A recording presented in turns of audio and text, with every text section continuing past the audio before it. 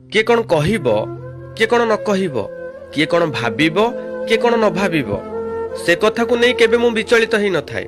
ବାସ୍ ପରିସ୍ଥିତିକୁ ଦେଖି ସାମ୍ନା କରିବାକୁ ପଡ଼ିଥାଏ। ଜୀବନ ବି ଭାଇ ସେମିତି, ବେଳେ ବେଳେ ମଣିଷ ନିଜ ଇଚ୍ଛାରେ ବଦଳି ନଥାଏ।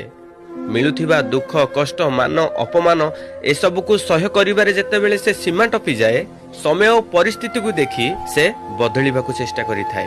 ସେତେବେଳେ ଯାଏଁ ସେ ସତ୍ୟରେ ଥିଲା, ଯେତେବେଳେ ସେ ଅଧର୍ମ ବିରୁଦ୍ଧରେ ଲଢୁଥିଲା।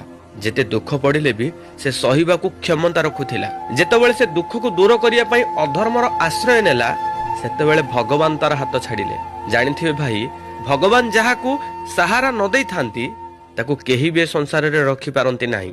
ଦେଖିଥିବେ ପିତାମହ ଭୀଷ୍ମ, ଗୁରୁ ଦ୍ରୋଣାଚାର୍ଯ୍ୟ, ଏ ବ୍ରହ୍ମାଣ୍ଡକୁ ବିଜୟ କରିଥିବା କର୍ଣ୍ଣ, ଏ ସମସ୍ତଙ୍କୁ ଭଗବାନ ସାହା ହେଇଥିଲେ ସେତେବେଳେ ଯେତେବେଳେ ସେମାନେ ଧର୍ମରେ ଥିଲେ।